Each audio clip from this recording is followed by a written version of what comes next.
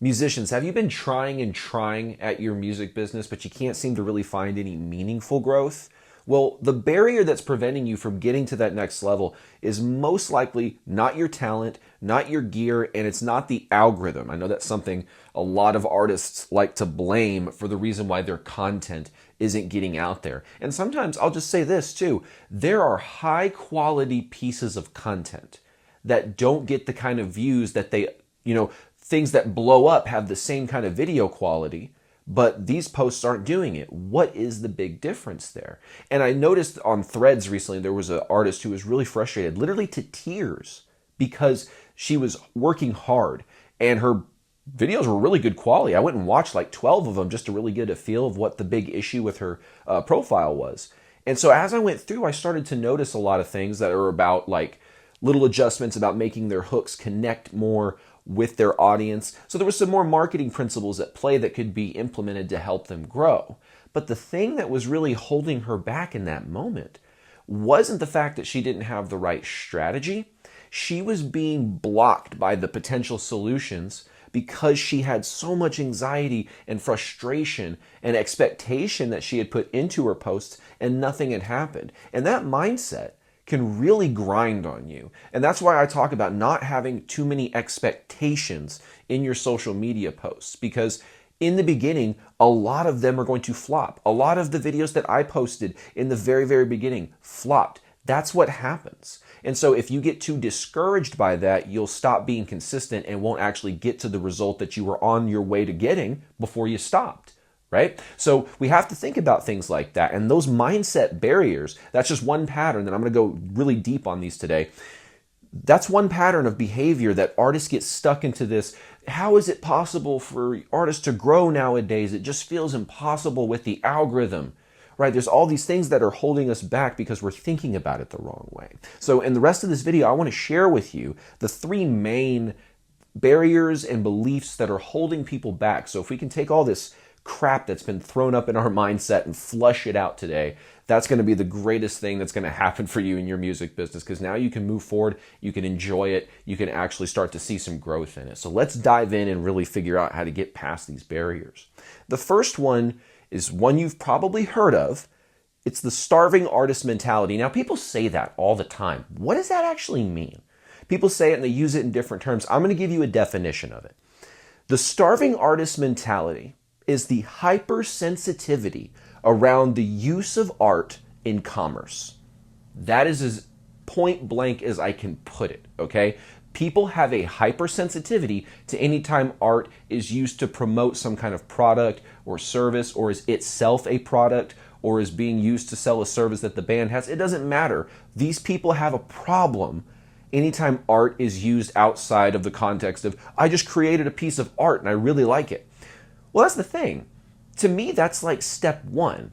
People in the starving artist mentality fail to realize that the creation of the art is part of the process, right? And that the creation of it as a product or service or marketing to help bring in fans that want to buy your products or services is a natural progression of business. And so for the people who are just doing it as a hobby, or the people that are going to that second step in commerce and turning it into something that can be sold and generate an income from, they still have to go through step one. You see what I'm saying? They have to go and create something that they're proud of and that they can back and that they feel confident about. A lot of people seem to misconstrue when people talk about business and music, that they only view music as business. That's the thing with the whole starving artist mentality. They only view art as art. And if it falls outside of that box, you can watch people go into a hypnotic trance where pre-programmed thoughts start coming out of their mouths and their prefrontal cortex of their conscious part of their brain just shuts off. It's really crazy to watch, where you sit there and say, yeah, if you're a musician out there making content, your music, your art is your content. The switch will flip and they will go, art cannot be content. There's no way of looking at content as art that's a good thing. And then just this robotic response starts to come out. And it's really crazy because that's a programmed belief that people have. Now, it comes from many places. There's sometimes where it's a a belief about economics that are developed in colleges. Sometimes it's a misunderstanding of how money works in general. There's a lot of different things, right? Maybe it's being burned in past experiences by people that have used art as a facility, used it as a vehicle to get more money and not really cared about the art. So they've seen that and they're like, anytime art is used in commerce, that's the only thing it's doing. That's not the truth. A lot of artists create things they're genuinely proud of. Even the people pursuing it for business, they create things they're genuinely proud of. And then they say the next question that the starving artist people apparently are neglecting, which is, now what? All right, I've put in the effort. I've created this piece of art that it means something to me, and I know it's going to mean something to other people. Oh, I did it. But that's where the story ends, apparently, for those people. But if you can break out of the starving artist mentality, you'll start to see that, okay, the next question is, how do I get this to more people? How do I get this to a point where now everyone knows about this piece of art that I've created? And they're okay creating content that features their art, even if their art is the focal point of the content. Like, let's think about this in a different context, like actual painting art. A lot of people don't understand that, like, if I'm a painter and I want to make an income from my art, the best way to do that is to go make videos of me making the art, right? Showcasing me making the art, and at the very end of it, you get to see the fully completed piece of art. It's on your phone for free on this piece of content, right? But that's how you do it. You get it out there. You have to use the art as a piece of content. So I see social media accounts that I love watching because I really enjoyed Bob Ross, in my early high school years. And so I love seeing like oil paintings. And so when I see artists with oil paintings, I tend to check it out and follow them and that kind of stuff. And one day they'll put them up for sale. And if it's a good price, I've got the budget and I really want it, I'll just be like, yeah, I'll go get that, So you have to look at it from that perspective now as a musician. What would you do? Oh, I would make videos of me playing my music. I would make videos that featured my song, but maybe I'm doing like a little mini music video, which is, for those who are uninitiated to our videos here on Musicians Ignite, that is where you create your music to be the soundtrack to a scenario that you've created, and then you create a hook that creates a frame for that scenario, so that when they hear the music and it all fits together, it's just like a perfect, cohesion of visual and sound all together. That's what I mean. So you have to look at it like this. I'm a musician. I'm creating content featuring my art. But does that diminish my art to just being content? No, absolutely not. It's just a way, it's a medium to get your music out there. That's the cool thing. It's a medium to get your music out there. Back in the day, music videos were the content of the time. So we had to go create music videos, not because some artist somewhere had this magnificent idea of like, what if I represented my music, not just as sound, but as video as well? And then all the TV stations around the world went around this genius person was like, look at this artist who discovered this new way. No, that's not what happened. What happened is television started becoming the main way people were consuming and, well, getting things sold to them, getting things advertised to them.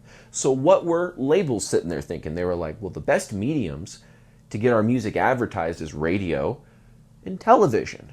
Well, how can we maximize it on television? We can have them do interviews, but that's kind of limited.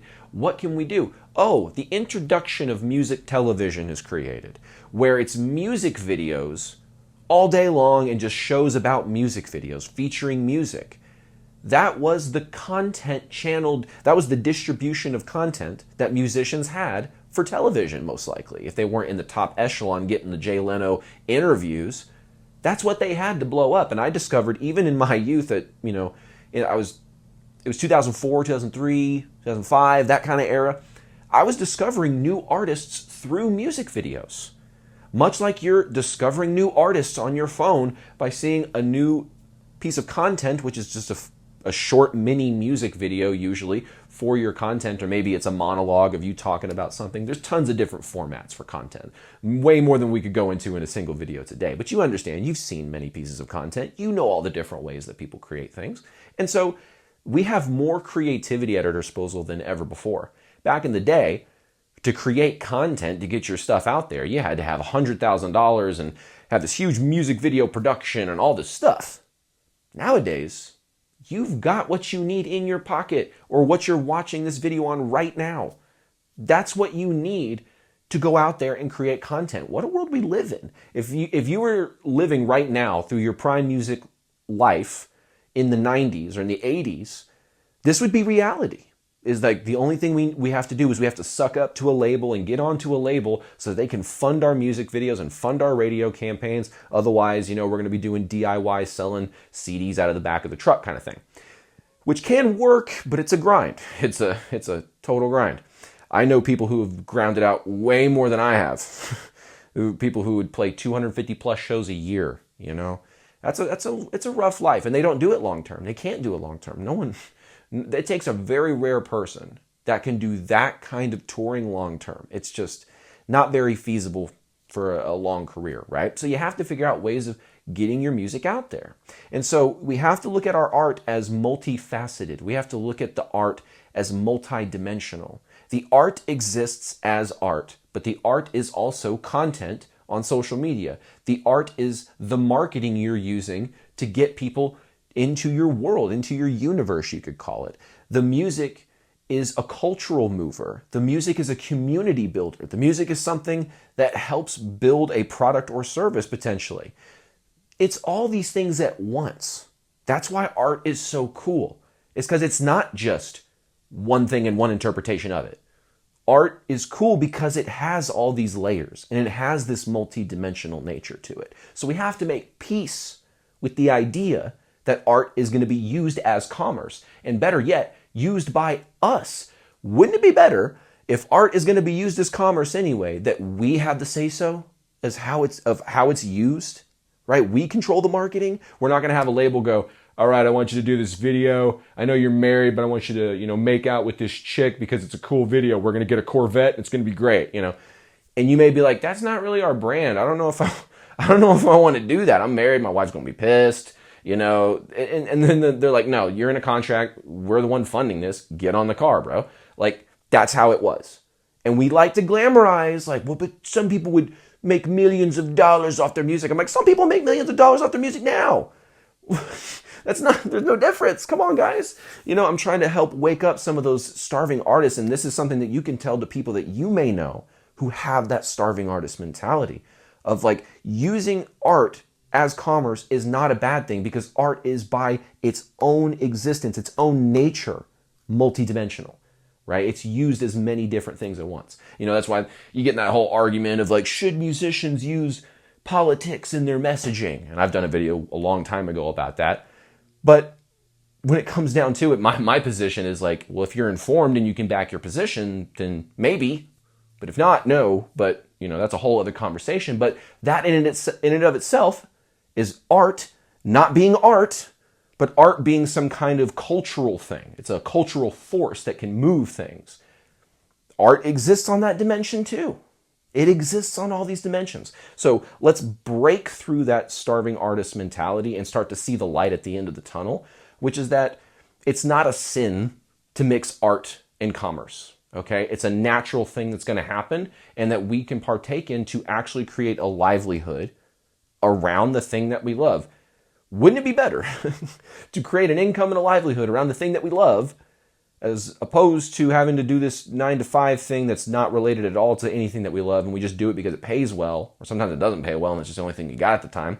Like, there's all these kind of different positions, right? It would be better if we had an income from the art itself. Okay, so we understand now that probably a lot of you are like, okay, I'm cool with that. But there's probably a little inkling of this second mentality, which is the anti-sales mentality. Oh, I said the S word. Oh, I know. I say that in front of people when I do speaking. It's like, yeah, I'm going to talk to you guys about the S word. And then sometimes people will say some inappropriate things in the audience. But then I say, no, stop it, down. Because it's usually the dudes getting up and getting riley.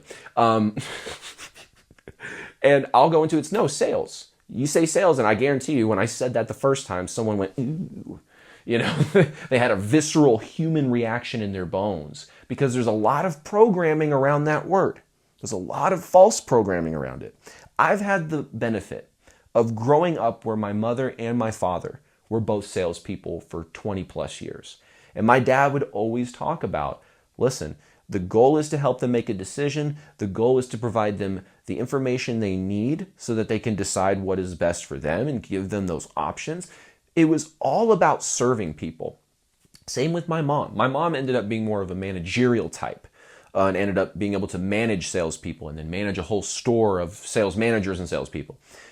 But my dad was very much just the salesman's salesman, just going out there, just talking to people, making relationships happen, building strategic partnerships, making it go down. And that's the thing that I always saw as the normal way of operating in sales. And then all his friends were doing it the same way. All the people that my family associated with, people I grew up with in furniture sales and car sales and house, being a real estate agent. All these were good people that understood the providing of value. It was very, very, very few and far in between that you would meet the super hyper greedy, narcissistic personality type that just uses people and is hyper materialistic. It was really rare. I get it. People see that stuff in movies. They see that stuff in television. They hear it in songs and they hear books written about it. But when it comes down to the people on the ground, people who are actually out there selling things, I just have not found that to be the case, And, we all have bad experiences with sales or with anything, really. You have a bad experience at a grocery store. You have a bad experience at a restaurant. You have a bad experience at a laundromat. God bless, being on tour. I know all you musicians who have gone on tour have had bad experiences with laundromats before. But we've all had bad experiences with everything. And we tend to recall the negative experiences more frequently and with more emotional vigor than the positive experiences. Like, you have a good positive experience at the laundromat, you probably get a little dopamine kick of like, meow. You know what I'm saying? It's not a very exciting event, but you have a negative thing go down, even at a laundromat, you get this adrenaline cortisol spike that's huge that your brain remembers. So we tend to elevate the negative experiences front of mind and downplay the positives. When it comes down to things we've had bad experiences before, you see this all over the world right now. It doesn't matter what it's about. You'll have men who have bad experiences with women and then write off all women. You have women who have bad experiences with men and write off all men. You have all this cultural battle about this, and it's all the same mentality, right? Of not understanding that things can be used the wrong way, but that doesn't mean the whole thing is rotten to the core, right? So when it comes down to selling something, one of the things that always helped me understand something really important is that most artists that do passive selling, which, I'm not throwing hate at anybody because I used to do the same stuff, but most people are doing passive selling. And when I analyzed what I was doing and what we're all doing when we do passive selling, that's actually more egotistical. I know, you're going to be like, what? That's actually more egotistical than actively selling something ethically, okay? So let me explain that. If you're doing passive selling, you're fundamentally saying, I am so cool and people love me so much that I don't even have to tell them about the ways that they can support me. I can just throw it up on my website, make a little story about it on my Instagram, and everybody's going to come flocking and they're going to come buying in huge numbers. Is that what happens? Well, maybe if you're Beyonce and you've got a core audience that is watching your merch store like a hawk every day, maybe. But by and large, 99% of our fans, 99.999% of our fans are not doing that, right? They have to be told, right? They have to be aware that you have an offer. And posting a story that disappears in 24 hours is not a good form of awareness. People are being inundated with information constantly, all the time. They will forget it, right? And so I honestly am not a big fan of promoting merchandise, doing a hard pitch on merchandise through social media. I think social media should be just the value zone. You're just giving value, bringing people in.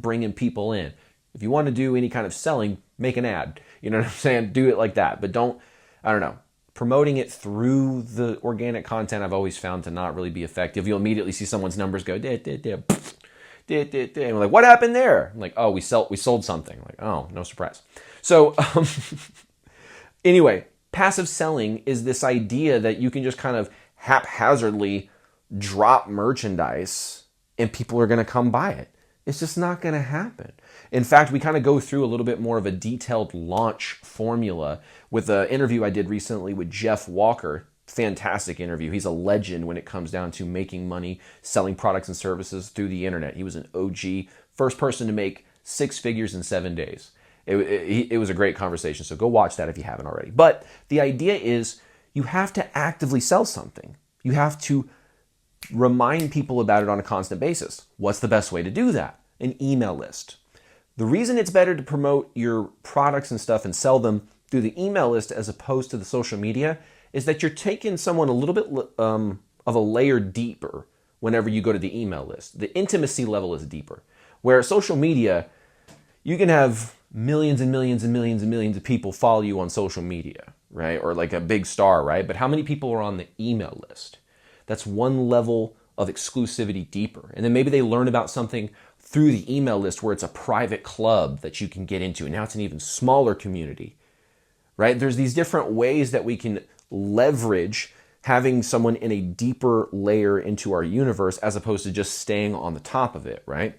But to get them from the top into the email list, there is still some selling involved. You have to sell them on the idea of giving you their email. See, this is what I want to impose to anyone out there that may have an anti-sales mindset, which is that whenever you were in the grocery store and you wanted that cereal that you saw on the shelf and you were just like, oh, I need it. You know, the Fortna was starting to play in the background.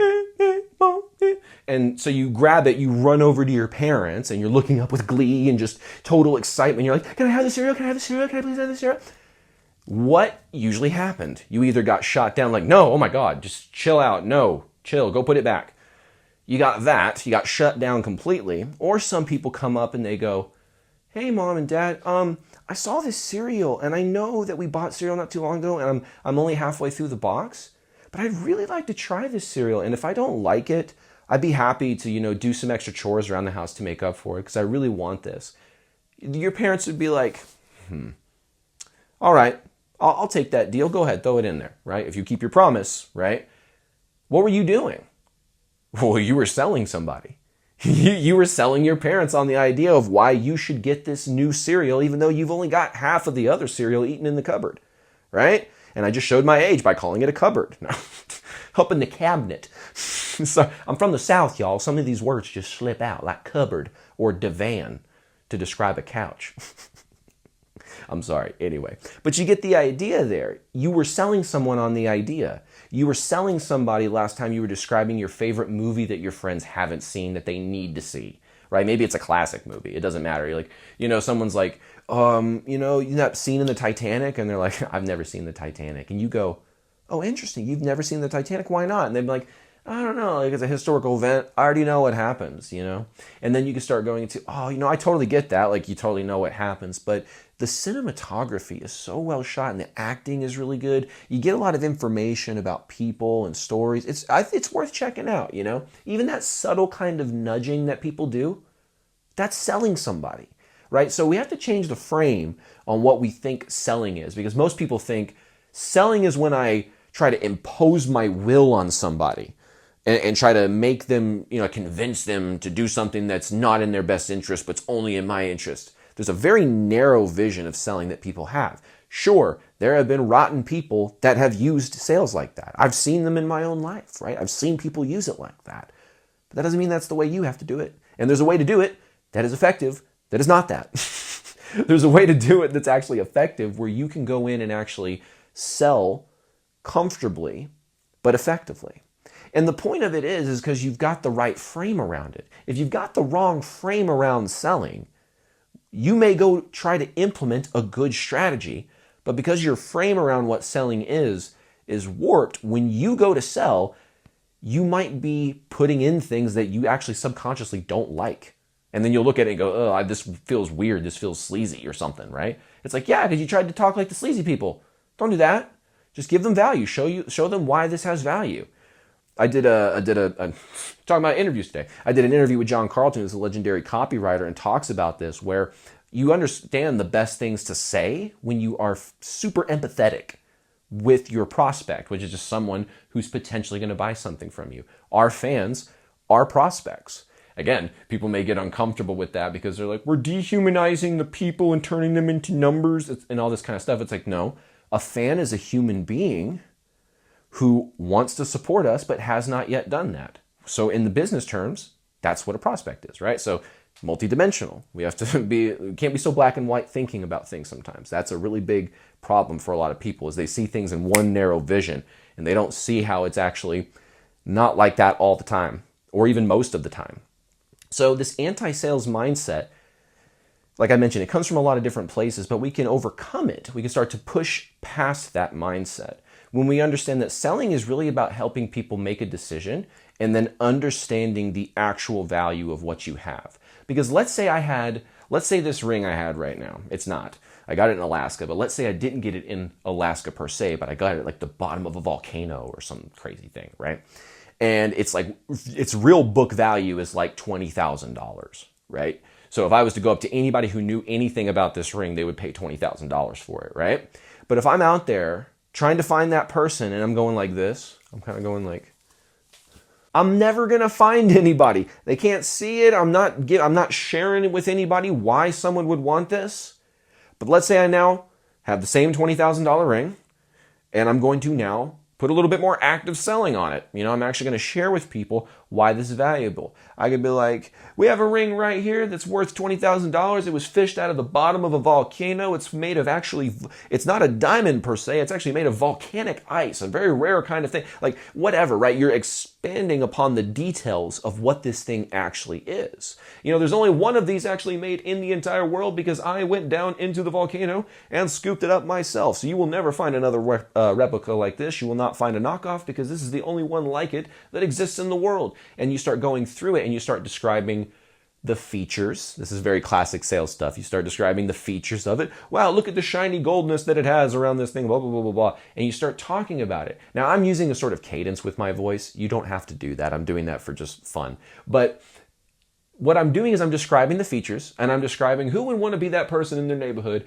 when everyone tries to walk up. They've got their fancy car, they've got their fancy house, but you've got something that money can't buy. Well, you can't say money can't buy, but something that they can't buy because they're at home on those fancy lawns, and you're with me right now, and I'll give you access to something that will not only make you the most exclusive person in the neighborhood, but you're going to get it without having to mortgage out your house just to get it. This is a $20,000 ring, but in fact, I'm going to give it to you guys today, right now, for $7,500. Who would be wanting to take that? You see what I'm doing now? I'm creating a random, pitch around this ring. Thank you for enduring my fun little sales voice there.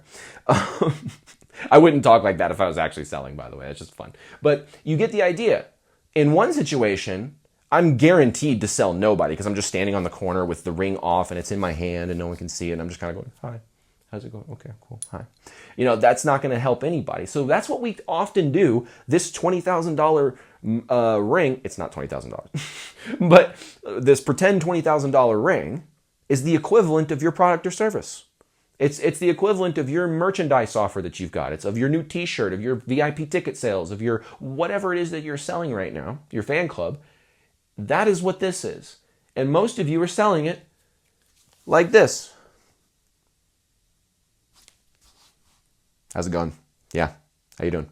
That's how a lot of people are selling their stuff right now. Instead of doing what I was doing earlier, hey, everybody, who would like to see this beautiful thing right here where everyone can see it, everyone can see what it looks like. You're showing them the beauty of it. You're showing them the features and benefits, and you're telling them how you're giving them a deal. One of those is going to be a little bit more persuasive than the other. There's going to be someone out there who's on vacation and knows that there is a volcano around there and they can see that you're the real deal and they've got the money because they're on this vacation. So, they've got a little bit of coin in their pocket and they actually are like, you know what, $7,500 for a $20,000 ring. What's the catch? And you're like, my catch is I'm trying to get home and this is the only thing I have to sell to get home. So I am trying to get enough money to get a plane ticket and a meal to get home. So how does that sound? And they're like, all right, it's a deal. Boom, make it happen because you're actively selling. So that's just a fun little analogy. It's a fun little story. But it points to the underlying principle of selling, where you have something of value and you're going out there and you're sharing with people why it's valuable. Okay, so in your email list, it doesn't need to be a full-on pitch, kind of like what I was doing there. There's ways to do that with storytelling so that it's a lot more natural. But the whole idea is most people, if they don't get over the anti-sales mindset that exists out there right now, whenever they go to implement in the stories, they're not going to be able to do it because they're still going to be tripped up on the basics. They're going to be tripped up on the real basic stuff that everyone should know, but they're getting all, that makes me feel uncomfortable. Well, uncomfortable doesn't mean inauthentic, right? When you and I were learning our instruments for the first time, we were certainly uncomfortable. My fingers were hurting. Some of y'all's fingers bled. Mine didn't bleed until I didn't change the strings for a long time and slid too hard. And I was like, whew, but then I learned, right? Then you got the calluses. Then I got more comfortable. Was I inauthentic? Were you inauthentic when we were learning our instruments? No. We were just on our way to learning something. So when you're doing sales, you're going to feel uncomfortable at first. You're going to be like, I've never done this before. And it's like, that's okay. That's the point. You know what I'm saying? That's okay. Everyone starts somewhere with a skill and you'll develop it and you'll find your natural voice. Because, you may see how I communicate. This is just how I communicate to people. This is how I talk to my band, like last night when we were at rehearsals. I talk the same way on camera as I do to pretty much everyone else, unless I'm really tired and I'm hanging out at home or I'm working really hard on something. So you need to develop this kind of comfortable voice that you have within yourself where you can utilize sales techniques that are proven and do work, but do it with your own voice. Okay? So that's the second mindset that holds a lot of people back. Make sure we got time before I got a client here in a few minutes. So the last thing I want to talk about is artist-centrism versus fan-centrism. Okay? So what does that mean? Well, being artist-centric is how a lot of people operate. They're sitting there thinking about, wow, when I make my website, how can I make it look as cool as possible so that I look cool based on my own idea of what I think is cool? And so when I open my website, I like the image that I see. Do you notice how many times I'm saying I? It's not a very effective thing to do in marketing. Notice in the term market, which is what you're trying to get your promotions to. That's why it's called marketing. You're trying to get your message out to a market. Notice there's no I in market. There's an I in marketing, but it comes from the word market, right? So being all selfish about like, oh, I think this would look cool. I think this would look cool. Now I get it to some extent.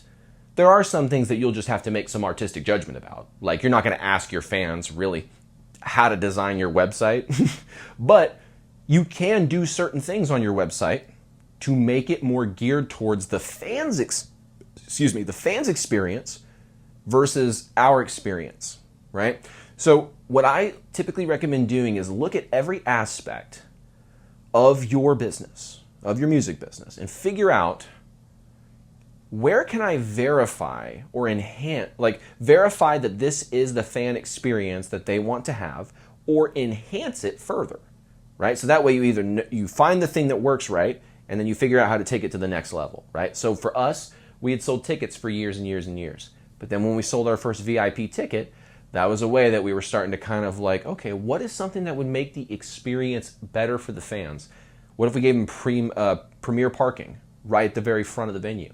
What if you gave them early access to the merch table so they didn't have to fight anybody to get their merch order or wait in a line? What if we gave them a little secret merch bundle that there's none of this stuff at the merch table, but you get it because you're in the VIP?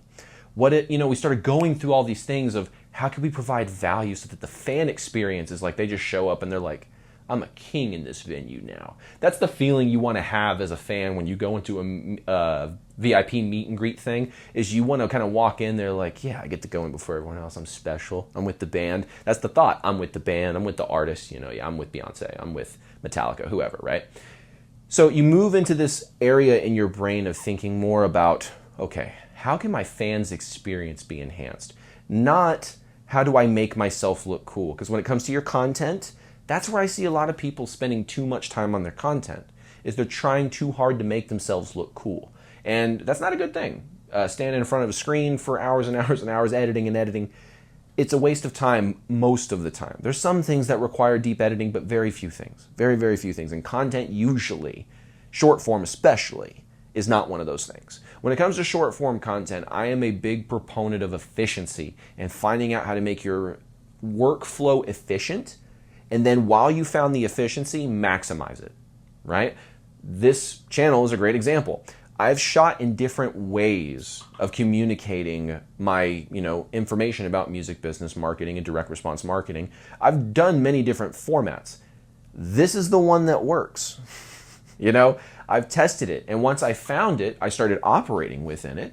And then once I started operating within it, I started enhancing and getting better and better and better and grew it and grew it and grew it. So that's the point. You have to be more fan-centric as opposed to artist-centric, okay? So hopefully this video has given you a lot of things that will help break you out of the past habits that have been holding you back and start moving you into better territory. So just to kind of recap, you want to have a better look at your role that art plays in commerce, okay? Making money, being a musician. We have to make peace with the idea that if you're going to become a professional musician, you have to earn a living from your music-related business, okay? That's how it works. And a lot of people, yes, nowadays are unfortunately being forced back into 9-to-5 or side jobs because they haven't figured out how to maximize things outside of touring and royalties. And unfortunately, the way things are moving, those income streams, I think, are going to be growing in certain areas, but getting harder to achieve in other areas, especially the touring side of it. So we have to look at art from this perspective of just because I use my art in my commerce or in my marketing or in some kind of offer that I'm selling, whether it's a free thing I'm giving away to get their email or it's a paid thing, that's okay because that doesn't make my art any less art because it's multidimensional. It can be two things at once. And then the second thing is we have to get rid of this anti-sales mindset where we think selling is greasy or slimy or something like that. We have to get over it and start moving into a direction where we really see selling as service. We see selling as providing a way for people to make a good decision. That's really what it is. And when you're selling your t-shirts, you're helping people retain, like let's say you're at a show. You're getting them to buy the t-shirt. You're helping them have a piece of memorabilia that they can reflect on inside of their home when they look in their closet and they pull that shirt out and they go, oh, remember that time we went to the bar for so-and-so's birthday and we saw this band and they were really good, so I got a t-shirt? That's what they get the shirts for. It's not because your shirt is on its own cool enough, that it's going to warrant. Like, don't be thinking about that. Be thinking about I provided a way for them to support me and just help them make a decision. It's either for you or it's not. And if it's for you, let's move forward. Right? And so you're helping them, the people that show up at the merch table, like, yeah, I came over here, I wanted to get a shirt. Come on, it's, I was hoping it was going to be 25, but it's 30. Okay, I'll spend the extra 5. I don't really care. And you go, thank you. I'll throw in a free sticker because you're so cool about it.